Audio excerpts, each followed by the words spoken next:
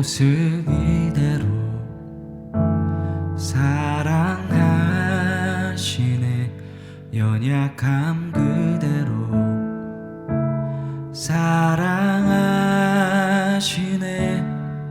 나의 모든 발걸음 주가 하시나니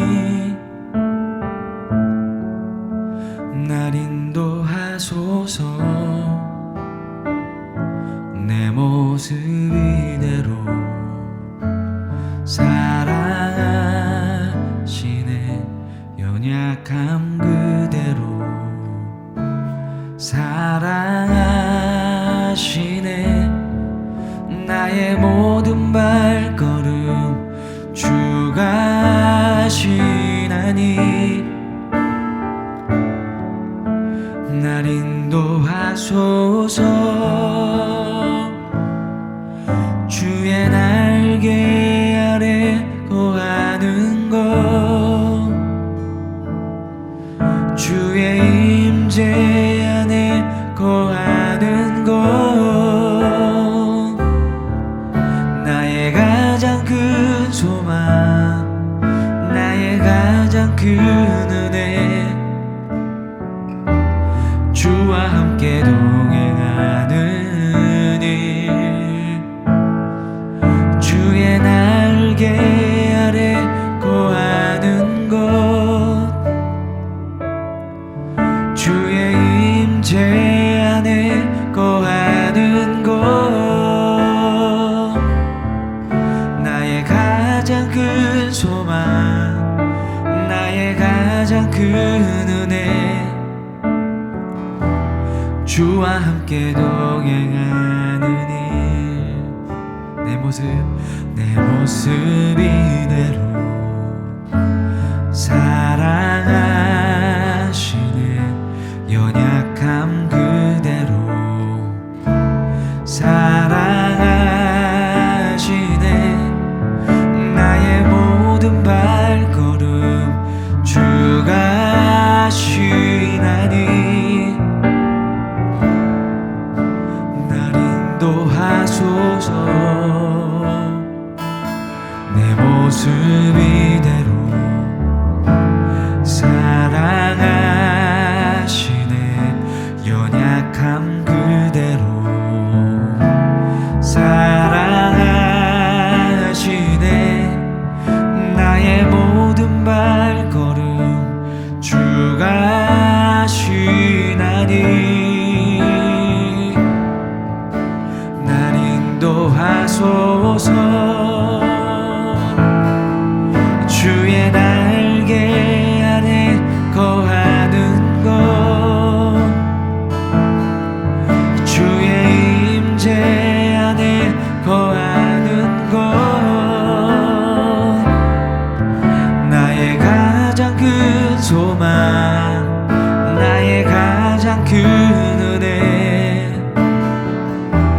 주와 함께 동행하는 일, 주의 날개 아래 거하는 것, 주의 임재 안에 거하는 것, 나의 가장 큰 소망, 나의 가장 큰 은혜. 주와 함께 동행하는 일, 나의 가장 큰 소망, 나의 가장 큰 은혜. 주와 함께 동행하는 일. 제25장. 이것도 솔로몬의 잠언이요 유다왕 히스기야의 신하들이 편집한 것이니라. 이를 숨기는 것은 하나님의 영화요 이를 살피는 것은 왕의 영화니라. 하늘의 높음과 땅의 깊음같이 왕의 마음은 헤아릴 수 없느니라. 은에서 찌꺼기를 제하라. 그리하면 장색에 쓸만한 그릇이 나올 것이요 왕 앞에서 악한 자를 제하라. 그리하면 그의 왕위가 의로 말미암아 견고히 서리라. 왕 앞에서 스스로 높은 채 하지 말며 대인들의 자리에 서지 말라. 이는 사람이 내게 이리로 올라오라고 말하는 것이 내 눈에 보이는 귀인 앞에서 저리로 내려가라고 말하는 것보다 나음이니라. 너는 서둘러 나가서 다투지 말라. 마침내 내가 이웃에게서 욕을 보게 될 때에 내가 어찌할 줄을 알지 못할까 두려우니라. 너는 이웃과 다투거든 변론만 하고 남의 은밀한 일은 누설하지 말라. 듣는 자가 너를 꾸짖을 터이요 또 내게 대한 악평이 내게서 떠나지 아니할까 두려우니라. 경우에 합당한 말은 아로새긴 은쟁반의 금사관이라. 슬기로운 자의 책망은 청정하는 귀의 금고리와 정금장식이니라. 충성된 사자는 그를 보낸 이에게 마치 추수하는 날의 얼음 냉수 같아서 능히 그 주인의 마음을 시원하게 하느니라. 선물한다고 거짓 자랑하는 자는 비 없는 구름과 바람 같으니라. 오래 참으면 관원도 설득할 수 있나니 부드러운 혀는 뼈를 꺾느니라. 너는 꿀을 보거든 조카리만큼 먹으라. 과식함으로 토할까 두려우니라. 너는 이웃집에 자주 다니지 말라. 그가 너를 싫어하며 미워할까 두려우니라. 자기의 이웃을 쳐서 거짓 증거하는 사람은 방망이요 칼이요 뾰족한 화살이니라. 환난 날에 진실하지 못한 자를 의뢰하는 것은 부러진 이와 위골된 발 같으니라. 마음이 상한 자에게 노래하는 것은 추운 날에 옷을 벗음 같고 소다 위에 식초를 부음 같으니라. 내 원수가 배고파하거든 음식을 먹이고 목말라 하거든 물을 마시게 하라. 그리하는 것은 핀숯을 그의 머리에 놓는 것과 일반이요 여호와께서 내게 갚아주시리라. 북풍이 비를 일으킴같이 참소하는 혀는 사람의 얼굴에 분을 일으키느니라. 다투는 여인과 함께 큰 집에서 사는 것보다 움막에서 혼자 사는 것이 나으니라. 먼 땅에서 오는 좋은 기별은 목마른 사람에게 냉수와 같으니라. 의인이 악인 앞에 굴복하는 것은 우물이 흐려짐과 샘이 더러워짐과 같으니라. 꿀을 많이 먹는 것이 좋지 못하고 자기의 영예를 구하는 것이 헛되니라. 자기의 마음을 제어하지 아니하는 자는 성읍이 무너지고 성벽이 없는 것과 같으니라. 사랑하는 라이프처치 성도 여러분, 오늘은 잠언 25장을 통해서 하나님의 음성을 듣고자 합니다. 우리 잠언 25장의 2절에 보면 이렇게 돼 있습니다. 이를 숨기는 것은 하나님의 영화요 이를 살피는 것은 왕의 영화니라. 여기 보니까 하나님은 이를 숨기셨다 그랬습니다. 이를 숨겼다는 게 뭐예요? 드러내지 않으신다는 거죠.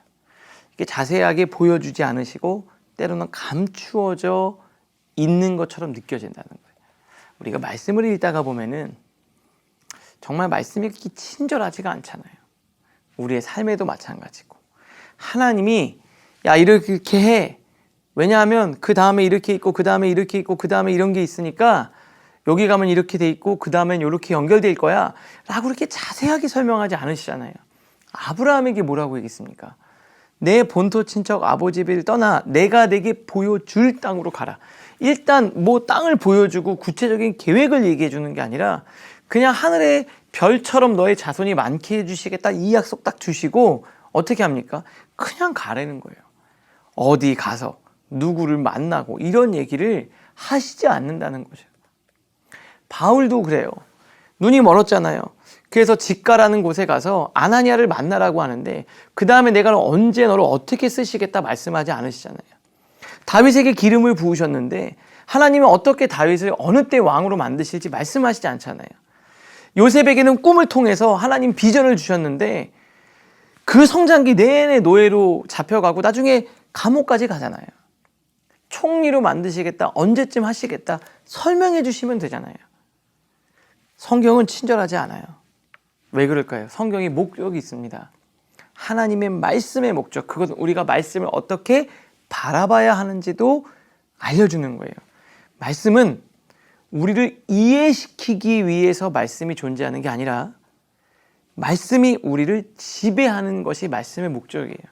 다시 말하면 하나님의 말씀을 읽으면서 좀 속 시원히 하나님께 나한테 설명을 해주세요. 그게 아니라 이 말씀에 내가 굴복당하고 복종하는 것이 목적이에요.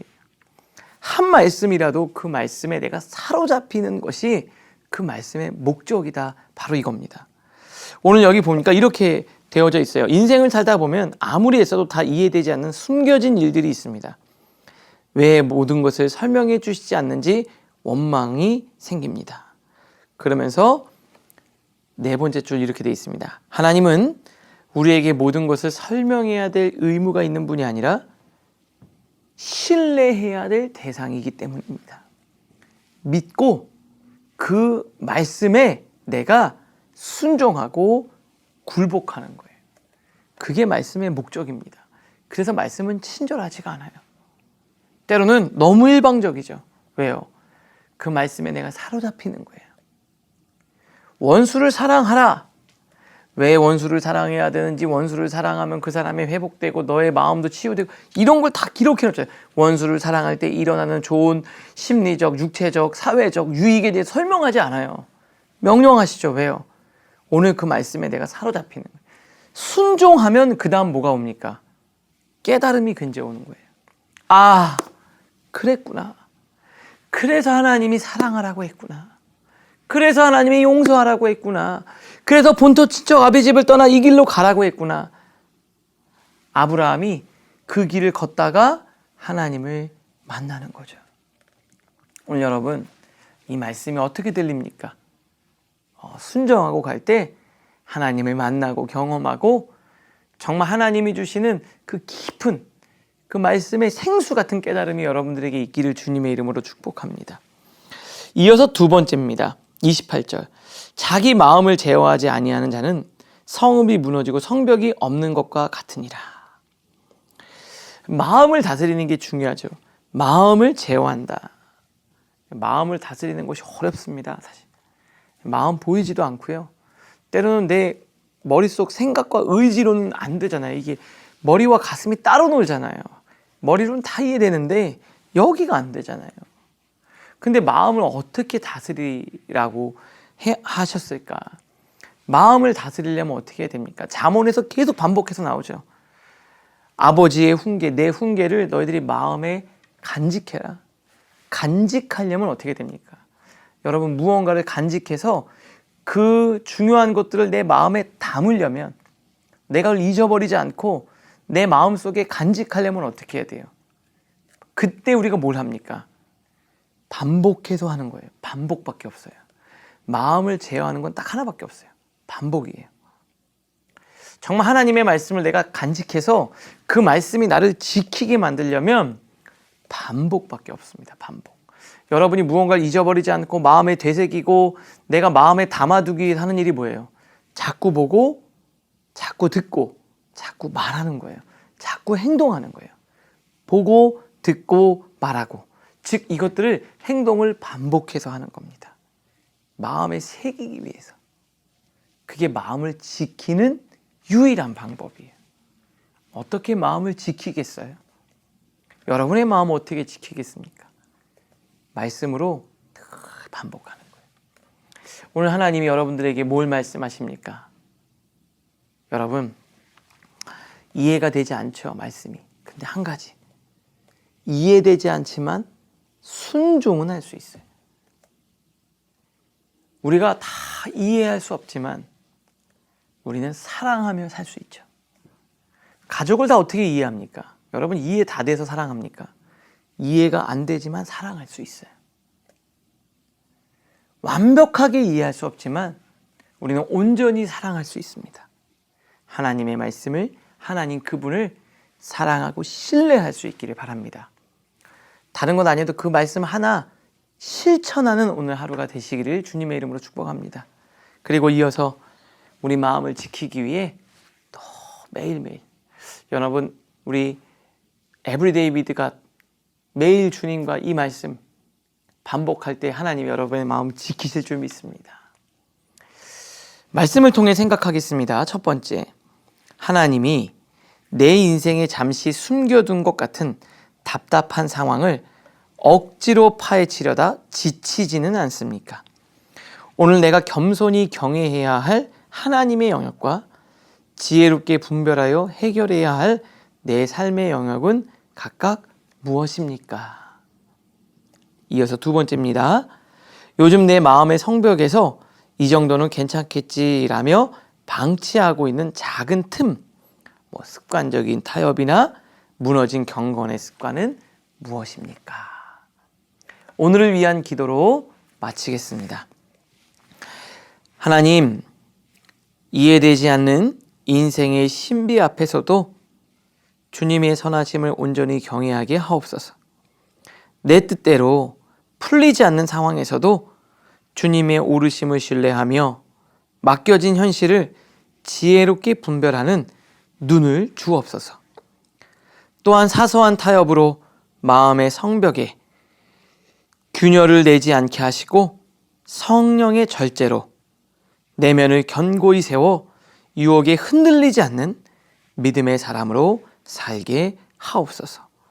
예수님의 이름으로 기도합니다. 아멘.